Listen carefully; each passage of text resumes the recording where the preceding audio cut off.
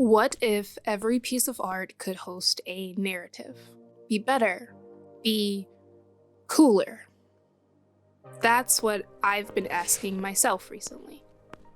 What would it be like to create art that looks pretty and will actually pull a viewer in, causing them to stop their scroll and stare? This idea of narrative art completely changed the way I approached my creation process. So, in today's video, I want to share how focusing on storytelling has made my art change for the better. How I build my narrative illustrations step by step, and how this approach has made the Lost Land Sage and the world of Tormalin feel more alive than ever before. This entire idea started because of artists like Orbiter and Evergreen Queen on Instagram. Their styles are pretty different, and I'll leave their links below so you can check it out for yourself. But what connects them in my mind is how each piece feels like it already has a story written into the canvas. No caption needed. Very similar to the feeling of Gravity Falls. Yes, it's been a bit too long since I made a video and mentioned Gravity Falls in it, so I guess this is my month's quota being filled. But back to the topic at hand.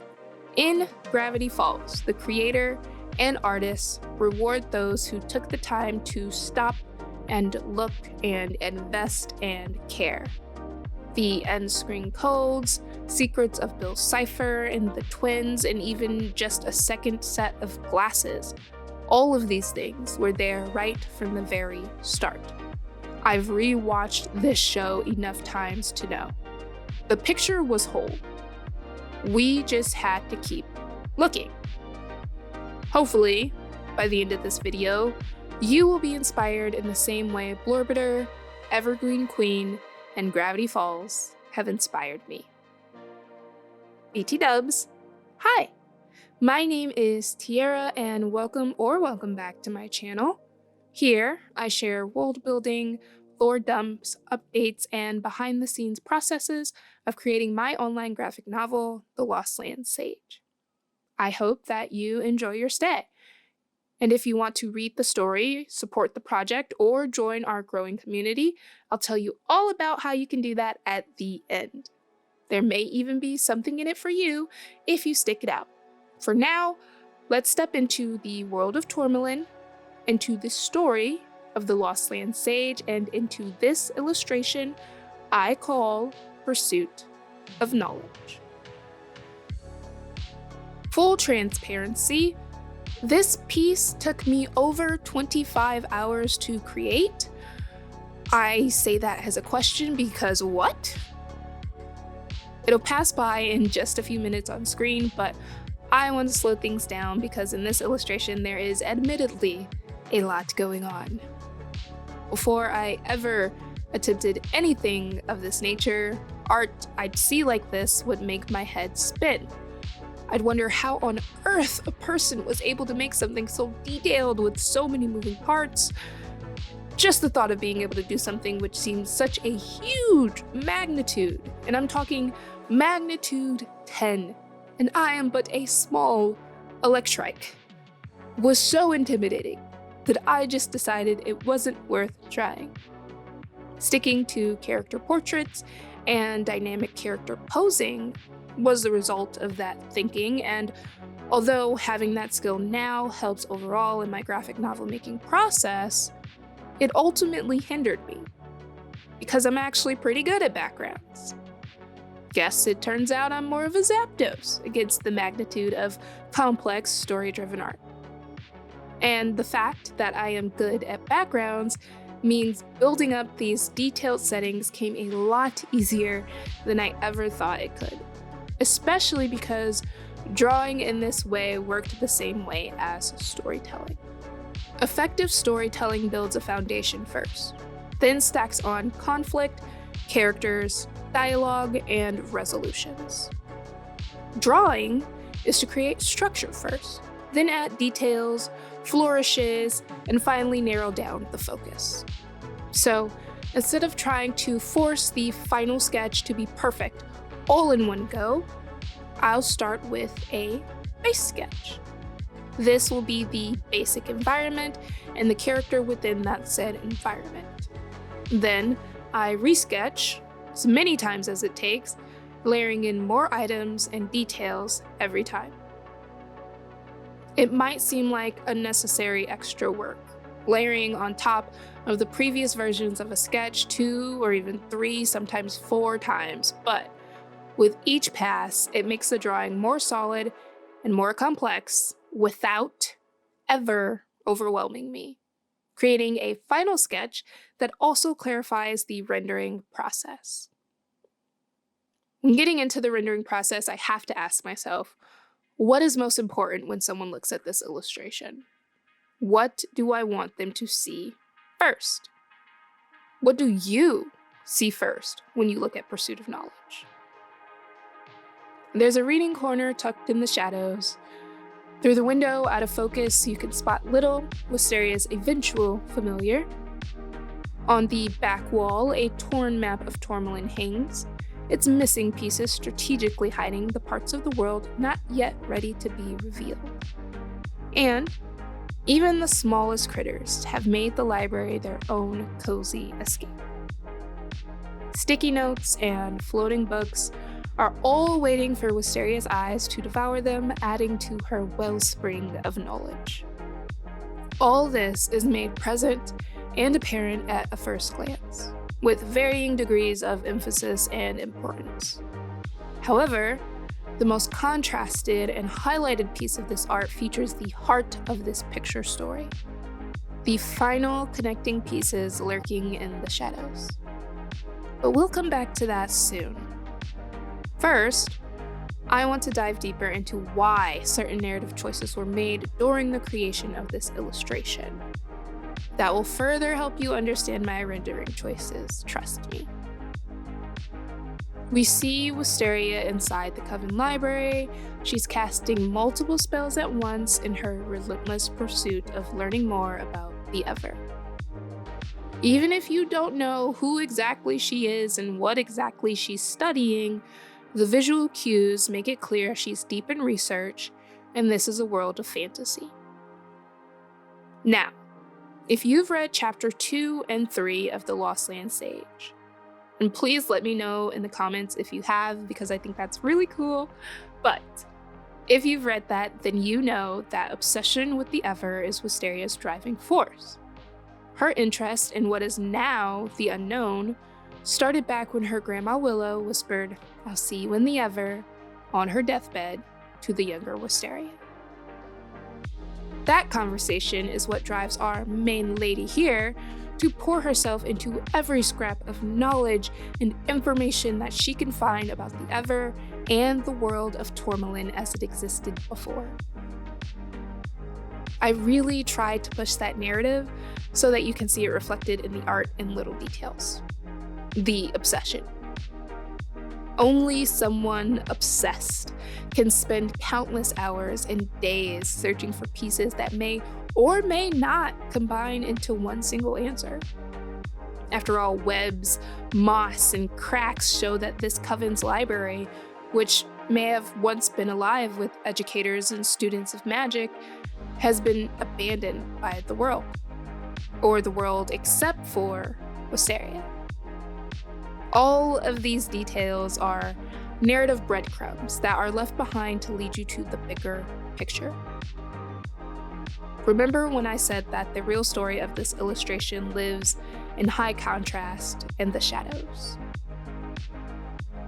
Like the lone baby lunar moth captured by its predator as it tries to make its own path away from its family and the guiding chandelier light, Wysteria's curiosity has drawn the curiosity of a dangerous other. There, the shadowed hands of Amelie are reaching from the Ever, a threat, closing in, and Wysteria doesn't see it.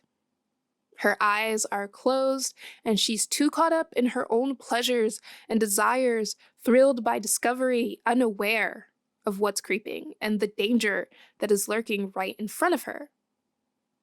I've said before that the story of the Lost Land Sage mirrors my own journey with schizophrenia, and this illustration is no different. Which, finally, brings us back to rendering. Quick disclaimer first, I am not an expert. If you've seen my mediocre artist video, you already know how I view myself in this digital art world. As an artist in motion, still learning, still growing.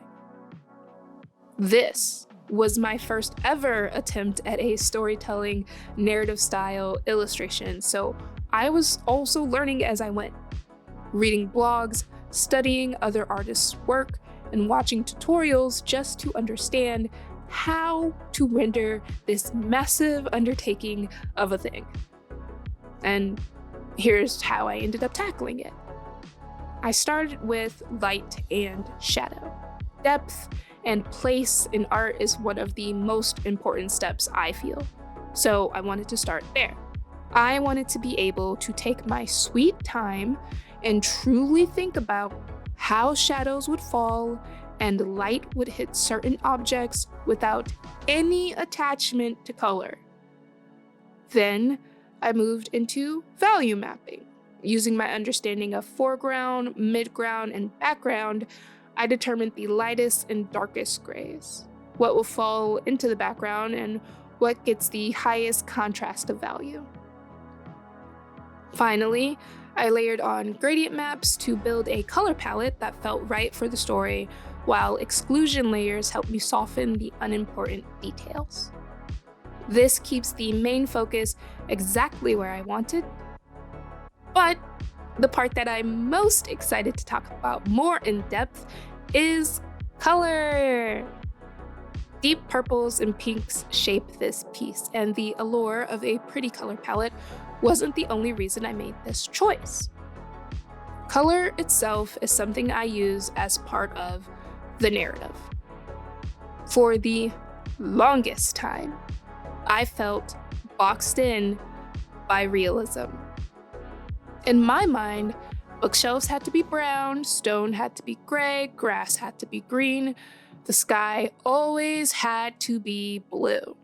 Snooze fest, boring, but truthfully, that mindset served a purpose at the time. When I was learning the fundamentals of graphic novel art, like color, value, and composition, it was absolutely necessary to anchor myself in reality. I'm sure you've heard the phrase before that you have to learn the rules before you can break them. But once I had that foundation, something in me started to shift. I wasn't sure exactly what, but like I alluded to earlier, my art felt boring, especially when it came to color. Then I saw the video with one of the best pieces of art advice I've heard recently. I wish I remember the creator who said it, but sadly I don't. However, I remember what they said. And what they said is, art does not have to be colored realistically. As long as the values read correctly, colors can be anything. So simple in its context, and something I've actually heard many times before.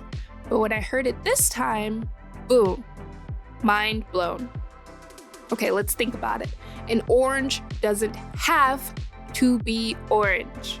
It could be yellow, pink, blue, purple, green, or whatever best communicates the mood you're trying to convey. And this is outside of the understanding of color theory. As long as the shape, form, and values are communicated effectively in the art, color doesn't matter. I realized that my world, the world of Tormalin, as I portrayed it in my art, did not need to follow Earth's rules.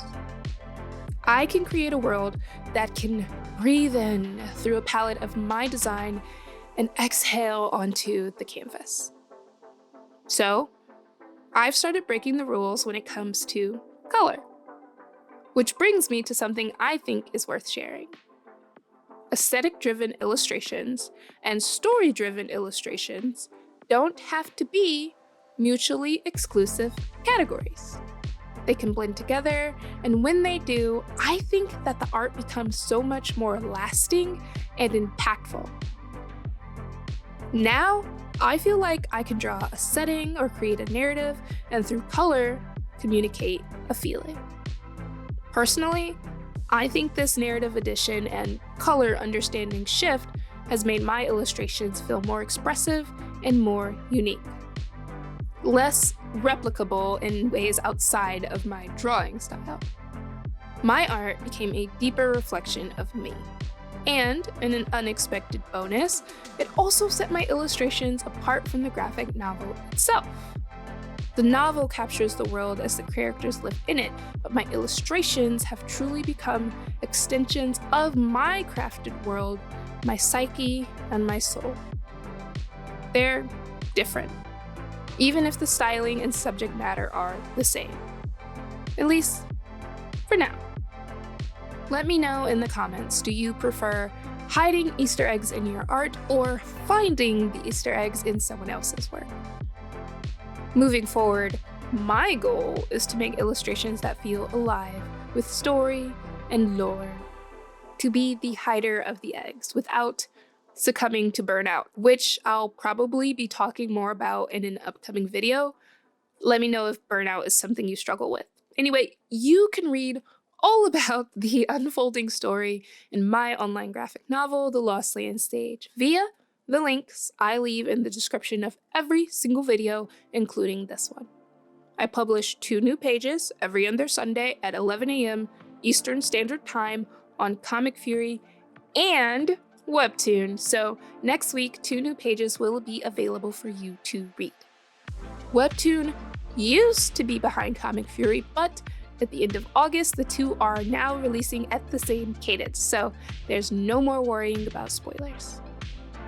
If you'd like to support me and the Lost Land Sage, you can do so on my Ko-Fi, which is also linked below. I post free blog updates, and paid members get access to Discord, early page releases, monthly digital downloads, and more. Oh, I said it all in one go. I have made this illustration completely free as a high-resolution download on my Ko-Fi, so there is that nice gift and a little surprise for everyone who decided to stick around until this point of the video. I hope you enjoy. And thank you so much for staying until the end of this video. If you made it here, then just be sure to like and comment so I do know that you enjoyed the video. And if you'd like to participate in the community, you could comment pink or purple or a pink heart or a purple heart, and let's see which color wins the popular vote among us.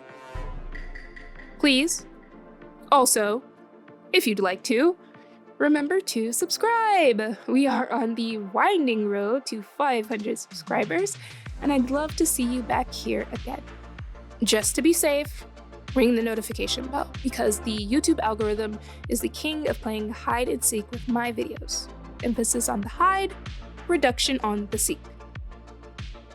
I believe that's everything I have for you guys, so there's just one more thing to say.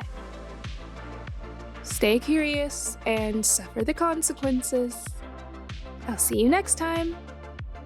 Bye!